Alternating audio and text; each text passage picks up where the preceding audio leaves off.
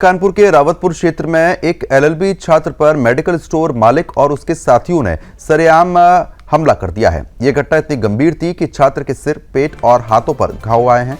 पेट फटने से उसकी आंतें तक बाहर निकल आई, सिर में गहरा कट लग गया और एक हाथ की 2 उंगलियां भी कट गई हैं। यह घटना शनिवार रात की हुई है। कानपुर विश्वविद्यालय में एलएलबी प्रथम वर्ष का छात्र अभिजीत सिंह चंदेल दवा खरीदने के लिए रावतपुर स्थित एक मेडिकल स्टोर गया था। दुकान पर मौजूद संचालक अमर सिंह के साथ पैसों को लेकर विवाद हुआ। इसी दौरान वहां पर मौजूद अमर सिंह के भाई विजय सिंह, प्रिंस राज श्रीवास्तव और निखिल भी विवाद में शामिल हो गए।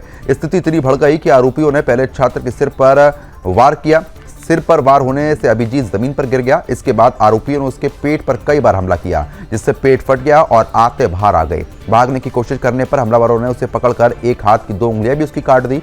इस स्थिति में खून से लथपथ अभिजीत सड़क पर तड़पता रहा। राहगीरों की भीड़ इकट्ठा हुई। आरोपी मौके से भाग खड़े हुए। परिजन जैसे ही मौके पर पहुंचे, उन्होंने कपड़ों से आंतों को बांधकर अभिजीत के उसको अस्पताल में एडमिट कराया। लेकिन यहां पर एक और गंभीर स्थिति सामने आ गई। परिजनों के अनुसार 4 अस्पतालों ने अभिजीत की हालत बेहद गंभीर बताते हुए भर्ती करने से मना कर दिया था।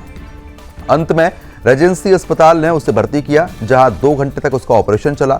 डॉक्टरों ने सिर पर 14 टाके लगाए हैं और कट चुकी उंगलियों को जोड़ने का प्रयास किया गया है। फिलहाल छात्र की स्थिति बहुत ज्यादा गंभीर बनी हुई है और जीवन रक्षा के लिए संघर्ष लगातार जारी है। इसी बीच एक और चौंकाने वाली बात सामने आई। पीड़ित पक्ष का आरोप है कि हमलावरों ने पुलिस से साठगांठ कर उल्टा अभिजीत पर ही रंगदारी, मारपीट और लूट का मुकदमा दर्ज करा दिया है। अभिजीत की मां नीलम सिंह चंदेल का यह कहना है कि मुख्य आरोपी प्रिंस राज श्रीवास्तव आपराधिक प्रवृत्ति का व्यक्ति है।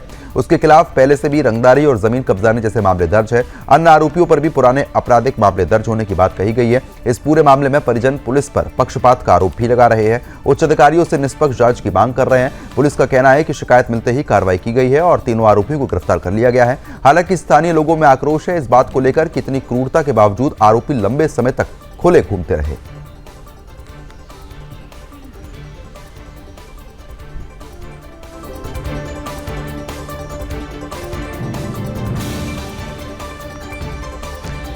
तो फिलहाल जिस तरीके से तस्वीरें आप साफ तौर पर देख पा रहे हैं, जहां पर ये बेखौफ लोग इस कदर एक शख्स को पीटते हैं कि उसका पेट तक फट जाता है और आंतें बाहर आ जाती हैं।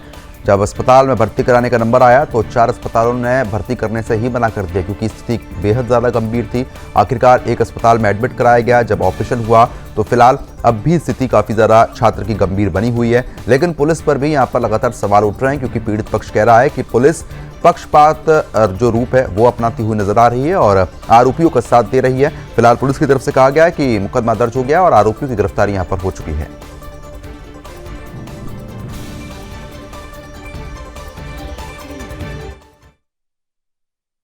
दिनांक 25 अक्टूबर 2025 को थाना रावतपुर पर डायल 112 के माध्यम से मारपीट की एक घटना के संबंध में सूचना प्राप्त हुई।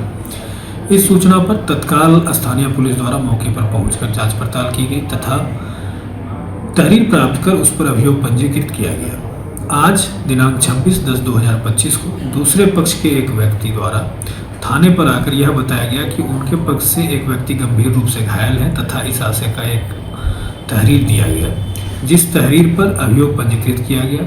उपरोक्त का मेडिकल करवाया जा रहा है तथा अभियोग पंजीकृत करने के उपरांत नामजद अभियुक्तों को गिरफ्तार कर माननीय न्यायालय